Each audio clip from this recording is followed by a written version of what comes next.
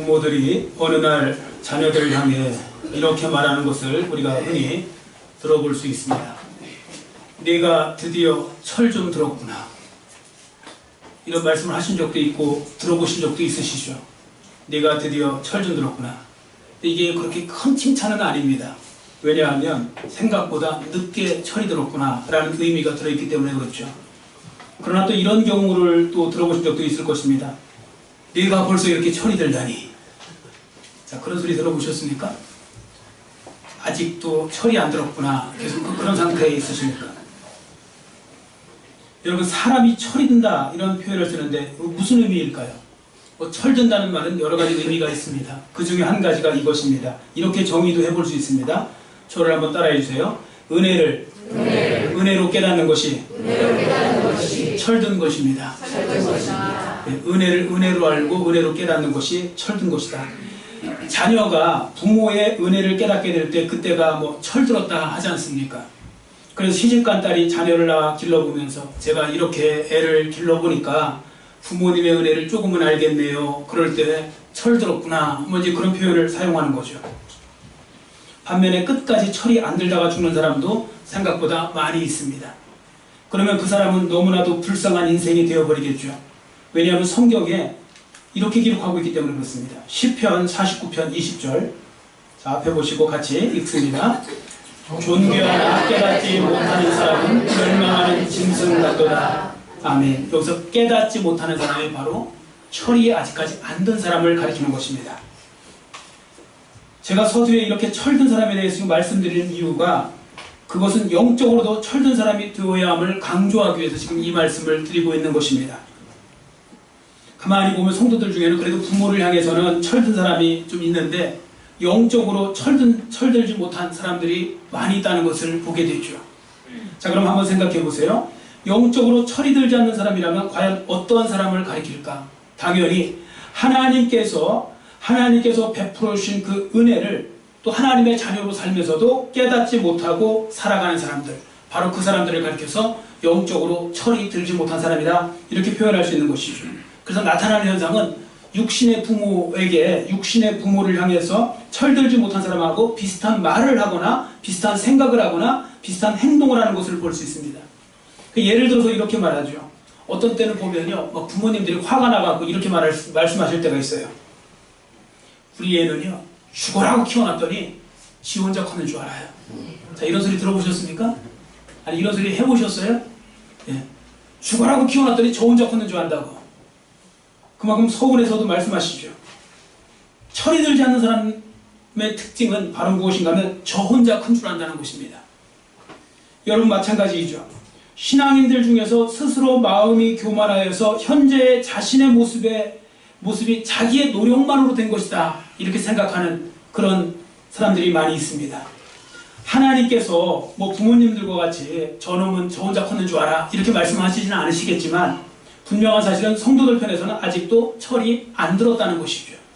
그 누군가 말하는 것처럼 이렇게 말합니다. 은혜 중에 최고의 은혜는, 따라해주세요. 은혜 중에 최고의 은혜는 깨닫는 은혜입니다. 깨닫는 은혜. 저 역시 이 말에 전적으로 동의를 합니다. 왜냐하면 저 역시 은혜는 많이 받는다고 좋은 것이 아님을 깨달았기 때문에 그렇죠. 예를 들어 어떤 사람은 깨닫는 은혜는 없고요, 은혜만 많이 받잖아요. 그러면 그것이 반드시 독이 됩니다. 독. 그래서 점점 더 교만해지고 아나무인이 되어버립니다. 다 자기가 잘나서 그렇게 된 줄 아는 것이죠. 기고만장해지기 일수인 것입니다. 반면에 깨닫는 은혜가 없으니까 감사할 일도 없어요. 여러분, 감사하잖아요. 감사라고 감사합니까? 제가 감사라고 많이 말씀드려도 감사 안 하는 분은 안 하세요. 왜? 깨닫지 못하니까. 억지로 할 수 없는 게 감사거든요. 그러나 은혜를 깨달으면요, 저절로 마음속에서 좋은 감정이 생겨나는데 그게 바로 감사하는 마음이 생겨나는 것이죠. 그저 무슨 일이 잘 되면 자기가 잘나서 그런 것이고 어떤 일이 안 되면 원망과 불평하며 시간을 보낸다. 그분은 영적으로 철이 안 들어서 그런 것입니다. 그 성도들이 정말로 하나님께 날마다 간구해야 될 기도 제목이 한 가지 있습니다. 이것도 저를 따라주시기 바랍니다. 하나님, 은혜만 주시지 마시고 깨닫는 은혜도 아울러 주옵소서. 꼭 그렇게 기도하시기를 바랍니다. 그러니까 은혜만 달라고 기도하지 말고 받은 은혜를 은혜로 깨닫는 은혜를 달라고 기도하시는 거죠. 자, 오늘 우리가 읽은 본문 말씀을 보시기 바랍니다. 참 유명한 말씀이요. 저도 본문 말씀을 가지고 주일 설교에만 제가 이제 그 주일 설교를 다 리스트를 가지고 있습니다. 제가 쓴 걸 다 가지고 있는데 보니까 제가 2번 정도 이 본문을 가지고 그걸 사용하였습니다. 한 번은 가시가 나를 찌를 때라는 말씀을 가지고 보았고, 또 한 번은 바울이 받은 3가지 은혜라는 제목으로 제가 이 말씀을 증거한 적이 있습니다. 몇 년 전에. 그래서 오늘은 하나님께서 다른 방향에서 다시 이 말씀을 주셨는데, 그것이 무엇인가 하면 하나님의 은혜로 깨닫는 큰 은혜를 바울이 받았다. 즉 바울은 은혜를 은혜로 깨닫는 가장 좋은 은혜를 얻었다는 말씀을 하나님께서 저에게 주시는 것입니다. 여러분, 바울의 입장에서 보세요. 그가 얼마나 주님과 그 복음을 위해서 수고하였습니까? 그는 정말로 주님밖에 모르고 살았던 사람입니다. 여러분은 여러분밖에 모르고 사는 사람이 많겠지만 바울은 정말 주님밖에 모르고 살았던 사람이 바로 사도 바울이었습니다. 그는 자기의 개인적인 욕심이나 유익을 위해서 따로 시간을 사용한 적이 없습니다. 오로지 복음을 전파하기 위해서 사력을 다했죠. 그에게는 24시간도 부족했습니다. 그는 복음이 필요한 것이라면 아무리 멀어도 그곳까지 걸어갔고 또 배를 타고 가고 그렇게 온갖 험한 일을 마다하지 않았습니다. 그래서 그는 1차, 2차, 3차 세계 전도 여행, 또 그 다음에 또 로마 여행 하면서 끝까지 어떻게 보면 복음을 전하다가 결국 순교당한 사람이 사도 바울입니다. 자, 저 먼 나라까지 가야 됩니다. 그럼 기본적으로 뭐가 필요합니까? 건강이 있어야 되잖아요. 사람이 건강하지 않으면요, 어디 멀리 가고 싶어도, 여행도 그래서 젊어서 가라는 이유가 나중에 나이가 드시고 그리고 몸이 불편하면 여행하기도 나쁘거든요. 바울은 수많은 지역을 걸어다니고 거친 풍랑을 마다 않고 배를 타고 다녀야 됐는데요. 자, 그럼 한번 생각해 보세요. 어디 놀러 가는 것도 아닙니다. 자기 일상의 쾌락을 위해서 시간을 사용하는 것도 아니라면 적어도 하나님께서 사도 바울은 건강하게 지켜주셔야 되는 거 아닙니까? 당연히 건강하게 지켜주셔야 되잖아요. 우리가 일반적으로 그렇게 생각하잖아요. 우리 그렇게 해서 어떤 때는 하나님 앞에 불평할 때 있잖아요. 하나님, 제가 뭐 다른 일 했습니까? 하나님 일을 하고 있으니까 하나님께서 적어도 이 부분은 책임져 주셔야 될 거 아닙니까? 제가 무슨 놀았습니까? 뭐 이러면서 막 원망하기도 하잖아요. 사도 바울 같은 경우는 정말 그렇게 해야 되는 거 아닙니까? 일반적인 생각이 그렇죠. 자, 그런데 보세요. 사도 바울은 우리의 생각과 달리 몸이 좋지를 않았습니다. 7절에 보시면 바울의 몸에는 육체의 가시 곧 사탄의 사자가 있었다고 기록하고 있습니다. 육체의 가시 곧 사탄의 사자가 무엇인가? 학자들에 의하면 견해는 좀 갈립니다. 근데 어떤 사람은 병인데 바울이 안질병이 있었다는 것이죠. 안질. 눈이 안 좋긴 안 좋았어요. 그래서 바울은 더디오 같은 사람들을 이용하여서 대피를 시켰습니다. 자기가 글을 쓸 줄 모르는 게 아니라 잘 안 보여갖고 쓰기가 나빠서 대피를 시킬 정도로 그렇게 눈이 안 좋았습니다. 근데 또 어떤 학자들에 의하면 바울은 간질병에 걸렸다는 것입니다. 간질. 간질도 여러분도 생각해보세요. 간질은 더 위험한 병 아닙니까? 그리고 복음을 전하다가 언제 발작을 일으킬지 모르는데 그럼 무슨 영광이 되겠습니까? 여하튼 안질인지 간질인지 우리가 정확하게 알 수는 없지만 분명한 것은 그 질병으로 인해서 사도 바울이 너무나 많은 괴로움과 고통을 당했다는 것입니다. 오죽하면 육체의 가시라는 말을 다 썼겠습니까? 육체의 가시. 그 질병이 자기 복음 사역에 있어서 가시와 같은 존재일 정도로 그를 힘들게 했다는 것입니다. 그래서 사도 바울 역시 사람이었기 때문에 하나님 앞에 간구합니다. 기도합니다. 그 병에서 자신을 해방시켜달라고 기도한 것입니다. 자, 본문 8절 말씀 같이 읽겠습니다. 본문 8절 같이 읽습니다. 이것이 내게서 떠나가게 하기 위하여 내가 3번 주께 간구하였더니 아멘. 이 말씀에서 보시는 바와 같이 사도 바울은 자신의 병을 고쳐달라고 최선을 다해서 기도했다는 것입니다. 어떤 분은 이 부분을 문자 그대로 해석하셔서 3번 기도하는데 뭐 달랑 3번 기도해놓고 뭘 엄청 기도했나요? 여기 히브리 사람들은요, 숫자에 상징성을 가지고 있습니다. 3이라는 숫자는 완전수입니다. 할 만큼 다 했다. 최선을 다해서 기도할 만큼 다 했다는 것입니다. 그런데 그렇게 기도할 만큼 다 했는데 여전히 육신의 병이 떠나가지 않습니다. 그 가시는 오히려 자기에게 전혀 도움이 되지 않는다고 생각했는데 그 가시가 여전히 떠나가지 않습니다. 사실요, 바울이요, 그 자기에게 있었던 이 육체의 가시, 이거 좋게 생각한 사람이 아닙니다. 좋게 생각했다고 왜 하나님 앞에 떠나가게 해달라고 기도했겠습니까? 불편하게 생각했고 부정적으로 생각했죠. 방해물로 생각한 것입니다. 그래서 방해물 좀 제거해달라고 하면 하나님께서 당연히 들어주시겠지. 바울 같은 경우는 더 답답했을 거죠. 왜냐하면 바울이 다른 사람들의 머리에다 손을 얹으면 그 사람이 낫는데 나를 위해서 기도하는데 나가 안 낫는 거예요. 다른 사람의 병은 고쳐지는데 내 병이 안 고쳐지는 거예요. 더군다나 복음을 전하니까 이것이 얼마나 불편한데 그런데 하나님께서 안 고쳐주시는 거예요. 나름대로 바울은 실망했을지도 모릅니다. 자, 본문에 그런데 보시면 하나님께서 바울에게 이렇게 대답을 하십니다. 자, 9절 말씀도 우리 한번 같이 크게 읽습니다. 나에게 이르시기를 내 은혜가 내게 족하도다. 이는 내 능력이 약한 데서 온전하여 짐이라 하시니라. 그러므로 도리어 크게 기뻐함으로 나의 여러 약한 것들에 대하여 자랑하리니 이는 그리스도의 능력이 내게 머물게 하려 함이라. 아멘. 여러분, 우리가 이 말씀을 통해서 알게 되는 것이 있습니다. 바울도 지금까지 자기에게 있었던 육체의 가시가 방해물이요, 불편한 것이요, 좋지 않은 것이요, 부정적인 것으로 생각했지만 사실 그것이 하나님의 크신 은혜였다는 것입니다. 그걸 깨달았다는 거죠. 어제까지는 크신 은혜가 아니었다가 오늘 크신 은혜라는 말이 아니라 원래 크신 은혜였는데 그걸 깨닫지 못했다가 오늘 드디어 기도하면서 바울이 깨달았다는 것입니다. 자, 바울이 깨달은 것이 무엇인가 하면 육체의 가시가 두 가지 하나님의 은혜를 담고 있다는 것이죠. 첫 번째는 겸손하게 하기 위해서 육체의 가시를 허락하셨다는 것입니다. 뭐 하기 위해서요? 겸손하게 하기 위해서. 7절 말씀 우리 한번 같이 읽습니다. 7절 같이 읽겠습니다. 여러 계시를 받은 것이 지극히 크므로 너무 자만하지 않게 하시려고 내 육체의 가시 곧 사탄의 사자를 주셨으니 이는 나를 쳐서 너무 자만하지 않게 하려 하심이라. 아멘. 그렇습니다. 사도 바울은요 그동안 너무 큰 은혜를 받았어요. 복음을 전할 때마다 얼마나 열매가 많이 맺어지는지 모릅니다. 막 사람들이 구름대처럼 모여들었을 것입니다. 그리고 그는 삼층천까지 구경했습니다. 그러니까 천국을 구경했다고요.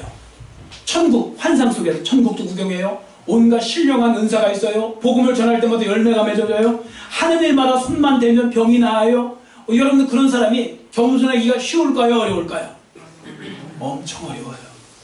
사람이 무슨 일이 다 잘 되면요 엄청나게 겸손하기가 어려워집니다. 교만해지기는 너무 쉬워요. 사람은요 모든 일이 다 잘 되고 순탄해지면 그것에 비례해서 교만해지는 경향성이 있습니다. 그래서 사도 바울을 사랑하시고 더욱 귀히 쓰시기 원하시는 하나님께서 사도 바울에게 육체의 가시를 허락하셔서 너무 자만하지 않도록 제어장치를 주신 것이죠.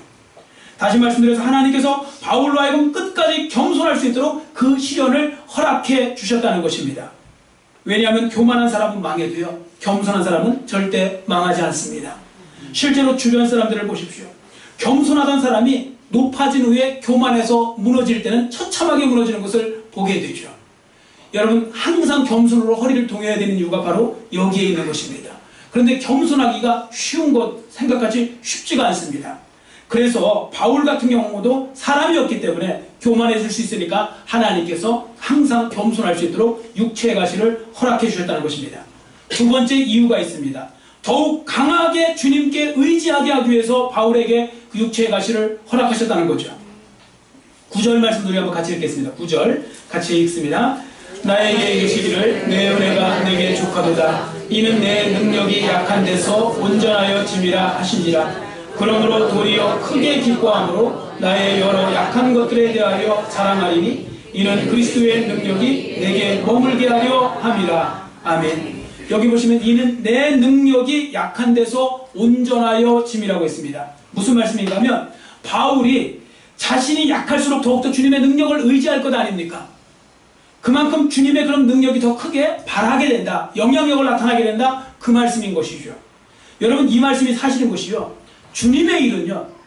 꼭 잘 들으셔야 됩니다. 주님의 일은 주님의 능력으로 해야 제대로 열매를 맺게 됩니다. 우리가 볼 때는 내 힘으로 하고 사람의 힘으로 하고 사람의 재능으로만 할 때도 어떤 현상이 나타날 것 같지만 반드시 그건 부작용이 나타나요. 지나갈 때 과정에서는 몰라요. 나중에 다 세워놓고 보면 무너져요. 그리고 반드시 더 큰 어떻게 부작용을 일으킵니다. 지금 그런 모습들이 많이 나타나고 있잖아요. 곳곳에서. 그러나 주님의 일을 주님의 능력으로 감당한 사람들은 그건 나중에도 철옹성로 같이 무너지질 않습니다. 그래서 우리 그리스도인들은 주님의 능력을 힘입어서 일할 수 있도록 여러분들이 힘쓰셔야 되는 거죠. 그래서 바울은요, 하나님께서 바울로 하여금 그렇게 주님의 능력을 힘입도록 하기 위해서 철저하게 바울에게 육체의 가시를 허락해 주셨다는 것입니다. 자, 여러분 보세요. 저희 어머니 같은 경우는 이제 몸이 지금 많이 불편하시죠. 많이 불편하시니까 지팡이가 없으면 못 다니세요. 지팡이가 없으면 못 다니세요. 근데 어떤 때는 제가 이제 그 지팡이를 들고 가야 될 때가 있어요. 자, 여러분 제가 지팡이를 가졌어요. 제가 그걸 지팡이를 의지하고 막 절대적으로 의지하고 갈까요? 아니면 들고 갈까요? 앞에 말씀드렸잖아요. 들고 가요. 저는 들고 가는 게 편하죠. 그걸 짚고 가는 것보다 얼른 들고 얼른 빨리 뛰어가는 게 나아요. 저는. 그런데 자 보세요. 지팡이를 짚고 막 의지하는 거, 그 의지하는 사람한테는 지팡이는 정말 생명과 같은 거거든요. 그러나 건강한 사람에게는 아무 의미도 없는 거예요. 무슨 말씀인가 하면 하나님에 대한 의지함도 이렇다는 것이죠. 사람들이 조금만 교만하면 다 자기 힘으로 하려고 그래요. 그리고 자기 힘으로 하니까 나중에 서운한 것도 많아요. 내 힘으로 했는데 안 알아주니까 서운한 거죠. 그러나 여러분, 자기의 약함을 알아서 하나님의 능력을 의지하는 사람은 더 능력도 많이 나타날 뿐더러 나중에 일을 한 다음에도 겸손해져요. 다 누가 하셨습니까? 하나님이 하셨습니까? 하나님이 하셨습니다. 이렇게 이제 고백을 하게 되는 거죠. 다 하나님이 하셨습니다. 여러분 보세요. 하나님의 일은 하나님의 능력을 힘입어 해서 해야 또 제대로 되는 것인데, 사람은 여전히 죄악된 본성이 남아있어서 조금만 힘이 있어도 자기 힘으로 하려고 한다는 것입니다. 그래서 하나님은 사도 바울로 하여금 더욱 하나님만 의지하게 하기 위해서 이러한 육체의 가시를 계속해서 허락하셨다는 거죠. 그러니까 어떤 때는 여러분에게 있는 컴플렉스라고 생각하는 것을 무조건 나쁘게 보시면 안 돼요. 때로는 그것이 나를 겸손하게 하는 그런 거, 그건 도구일 수 있다는 거죠. 한번 잘 생각해 보세요. 저도 이 말씀을 묵상하면서 그 생각을 해봤어요. 저에게 있는 단점이 무엇일까? 저도 참 단점이 많아요. 근데 그 단점 중에는요, 그 단점 중에 굉장히 저로 하여금 겸손하게 만드는 그런 단점도 많더라고요. 저는 외모가 탁월하지는 않습니다. 그렇다고 중간 정도도 아니에요. 제가 볼 때는 그렇게 뛰어나지가 않아요. 제가 영상을 찍으면서 보니까 항상 제가 느끼는 건데 그래요. 근데 제가 그것을 보니까 그것도 좋은 장점이 있더라고요. 왜냐하면 성도들로 하여금 하나님 말씀에 집중하게 만들어요. 이거 틀린 얘기 아니에요. 제가 언제 알았느냐면 어느 순간에 제가 가만히 생각해 보니까 중학교 때 그 영어 선생님이 있었는데 여자 선생님이 너무 이뻤어요. 집중이 안 돼요. 사춘기 때 그 선생님 보면서 집중이 안 되는 거예요. 자꾸 얼굴 보게 되고요. 근데 여러분들 성도들 중에도 그런 거 아세요? 여자 성도님들 특히 조심하셔야 돼요. 목사님들 인물 잘생긴 데 많이 몰리긴 몰려요. 근데 중요한 건 거기 있는 사람들이 은혜를 많이 못 받는 경향이 있어요. 왜냐하면 자꾸 헷갈리는 거예요. 그래서 조금 뭐 하면 자기한테 나를 특별히 생각해서 말씀하시나? 그럼 자꾸 이상한 생각을 하는 거예요. 그래서 도움이 안 되는데 저는 도움이 안 되는 게 아니고 도움을 드리고 있으니까 이것도 할렐루야. 집중하게 되잖아요. 그러니까 뭐 목사님 말씀드리면 잘 집중이 돼야 하는 건 맞는 말이에요. 네. 집중이 잘 되는 건 그만큼 말씀만 본다는 거예요. 근데 여러 가지 보면 이게 나중에 다 보면 장점이 단점이 될 수가 있고 단점이 장점이 될 수가 있고 또 장점이 은혜가 되는 수도 있지만 단점이 은혜가 되는 수도 있다는 거죠. 그러니까 여러분에게 있는 컴플렉스가 잘 생각해 보면 은혜의 도구일 수 있다는 거 분명히 기억하시기를 축원합니다. 바울도 이 사실을 기도하다가 깨달았다는 거죠.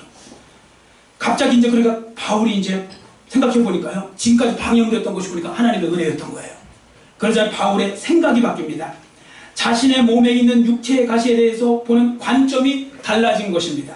자, 어떻게 바뀌었는지 직접 읽어보겠습니다. 10절 말씀 다시 한번 같이 읽습니다. 시작.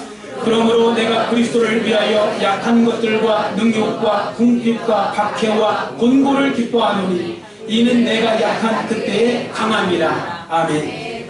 이전에는 사도 바울이 할지라도 약한 것들, 능욕, 궁핍, 박해, 곤고를 당할 때 썩 기분이 안 좋았을 것입니다. 여러분 우리 그리스도인들도 마찬가지 아닙니까?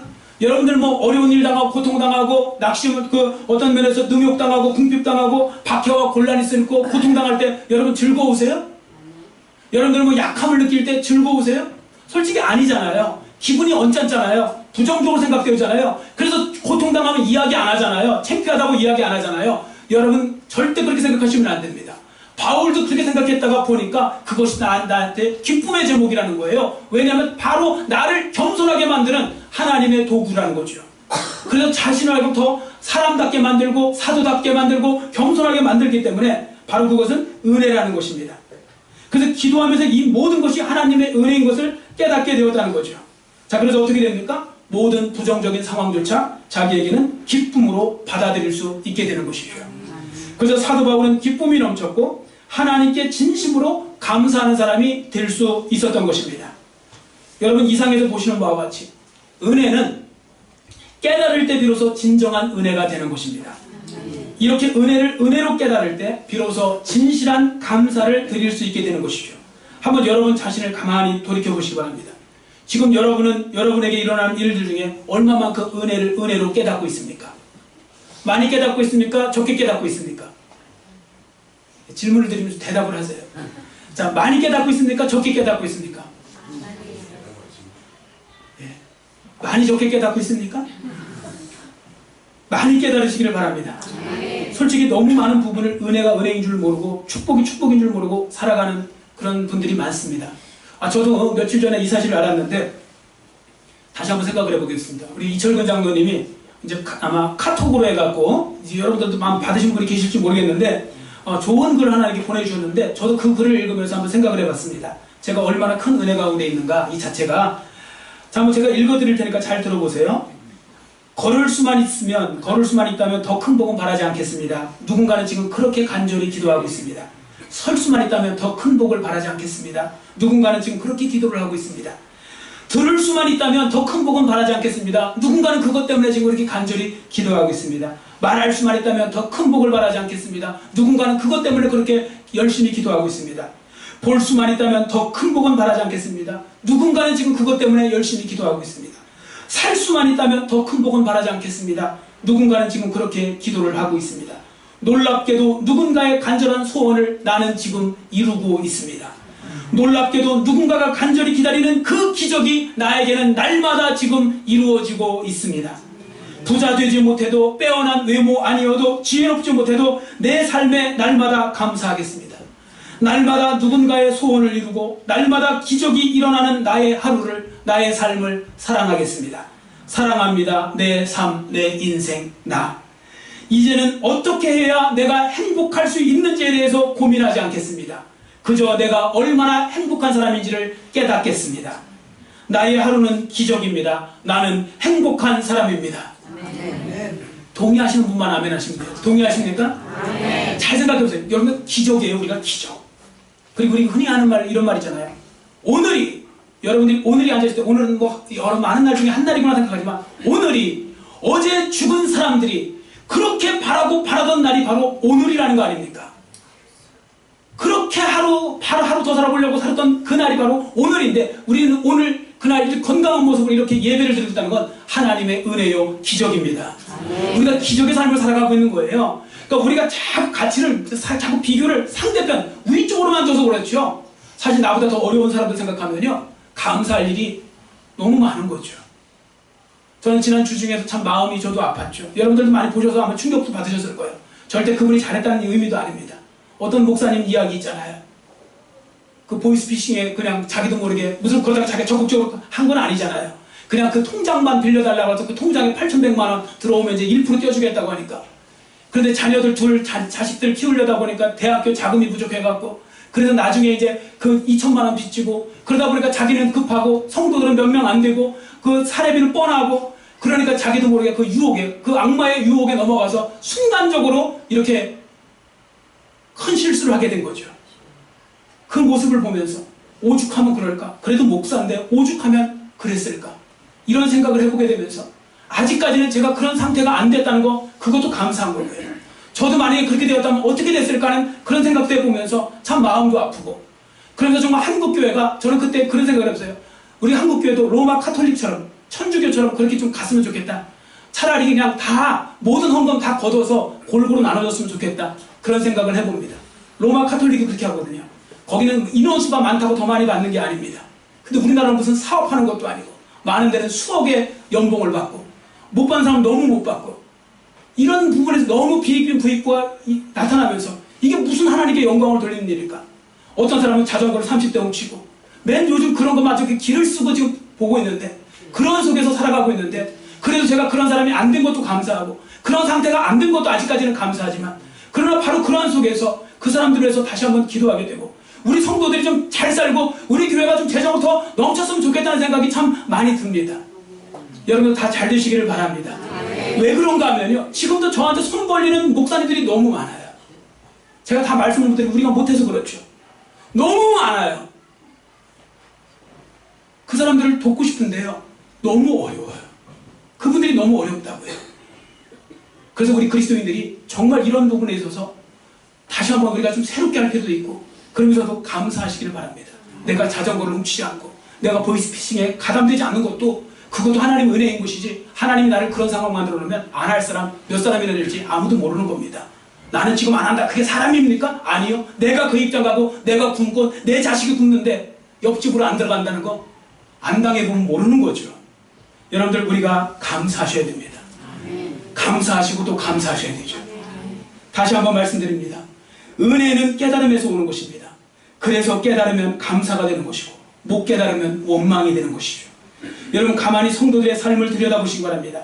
지금까지 헤아릴 수 없는 은혜를 받았음에도 불구하고 너무나 쉽게 나는 하나님 앞에 받은 것이 없어요, 이러면서 원망하는데요, 여러분 받은 것이 없는 것이 아니라 바로 내가 그 은혜를 깨닫지 못했다, 그것이죠. 여러분 하나님의 은혜가 나한테만 비껴갔어요 이렇게 말하시면 안 됩니다. 단지 내가 못 깨달았을 뿐인 것이죠. 그리고 자꾸 나는 받았는데 남이 못 받은 건 생각 못하고 남이 받았는데 내가 아직 못 받은 것만 생각해서 자꾸만 다른 사람하고 비교하는데 비교하실 거 없습니다. 그러므로 여러분과 제가 해야 될 일이 있습니다. 앞서 말씀드린 바와 같이 하나님께 은혜를 깨닫는 은혜를 달라고 기도해야 됩니다. 그러면 하나님께서는 반드시 그 선한 기도 제목에 응답해 주실 줄 믿습니다.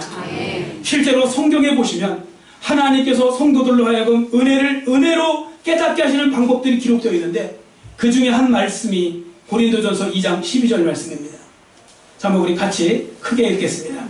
우리가 세상의 영을 받지 아니하고 오직 하나님으로부터 온 영을 받았으니 이는 우리로 하여금 하나님께서 우리에게 은혜로 주신 것들을 알게 하려 하심이라. 아멘.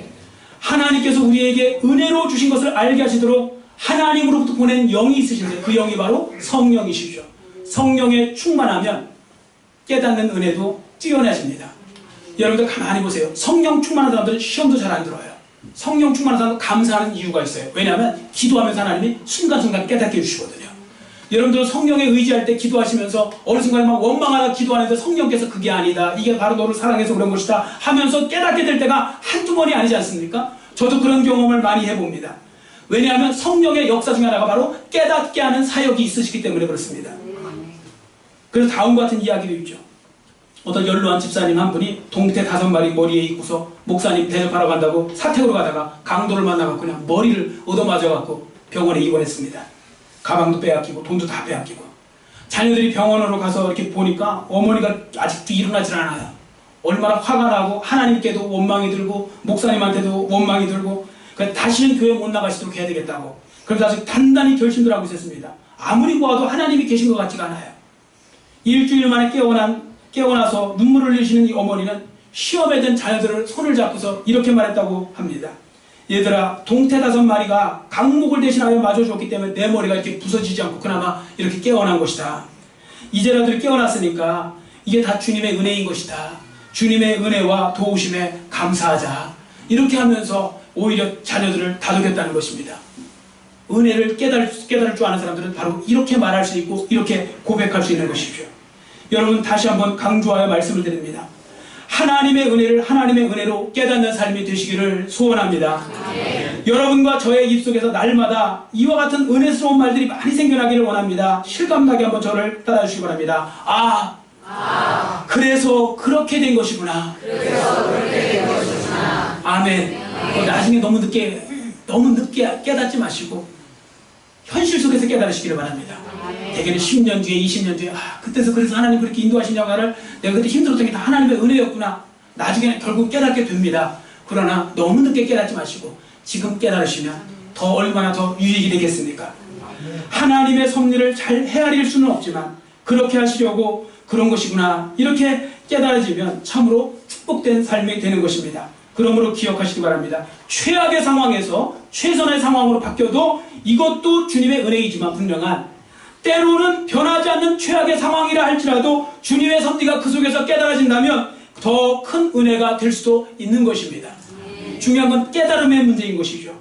아무쪼록 주신 말씀을 잘 기억하시고 여러분과 저의 삶이 사도 바울과 같이 하나님의 은혜를 제대로 깨닫는 삶이 되셔서 하나님께도 영광을 받으시고 여러분과 저의 삶에는 기쁨과 감사가 넘치는 삶이 되시기를 간절히 빌고 원합니다. 아멘. 여러분 한번 잘 보세요. 이제 이 말 설교를 들으니까 어떠세요? 자, 이제 갑자기 마음속에 이제 기쁨이 생기세요? 아멘. 생기시는 분만 아멘 하세요. 네. 진짜 듣다 보니까 그렇구나. 그런 때로는 이렇게 어려운 게 무조건 나쁜 것이 아니었구나. 가만히 생각하면 내가 그것 때문에 내가 겸손해졌네. 여러분 겸손 제목 생각해 보세요. 다 부정적인 것 때문에 겸손해지는 거예요, 사람이. 때로는 내가 멀쩡한데 자녀 때문에 겸손해지기도 하고요. 또 때로는 다 가졌는데 건강 때문에 겸손해지기도 하는 것이고, 때로는 너무 어려워서 물질 때문에 겸손해지는 것도 있고, 또 어떤 때는 너무 또 내 재능이 모자라갖고 또 겸손해지기도 하고 그런 것입니다. 겸손해지는 건 다 부정적인 부분에서도 많이 오는데, 그렇기 때문에 부정적인 건 실제 부정적인 것이 아니라 바로 그것이 하나님의 크신 은혜일 수 있다는 것이죠. 아니, 은혜일 수 있는 게 아니라 은혜인 줄 믿습니다. 은혜인 것이죠. 그러니까 사고방식을 세상 사람들하고 같이 쓰시면 안 되고 바꿔 쓰셔야 됩니다. 자, 한번 저를 따라해 주시기 바랍니다. 하나님, 이 시간 깨닫는 은혜를 주시옵소서. 아멘. 기도하겠습니다.